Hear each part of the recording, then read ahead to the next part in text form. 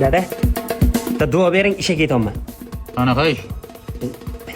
Hokimmanki, hozir majlisim bo'pti, duo bering. Mollarga qaraysan, keyin ketasan. Endi hozir hokim odam bor, mollarga qarab turaman. Kontrakt mollar sotib to'ladimmi? Ha? Bo'ldi, mollarga qarab keyin ketasan. Anga qara, ana bu yerdagi begona o'tlarni o'rish kerak-da, bu yerni obodonlashtirish kerak. Undan tashqari daraxt ekib, ko'kalamzor qilish kerak. Tushunyapsanmi? Yoz shular. Yer o'tini o'rib, obod qilish kerak. Men o'raman menda shu yer o'tini. Men o'rayman. Yo'q. Ha, o'rinda. Ali, Ha dada. kelamollar suvini berib ket. Dada, meni majlisim bor.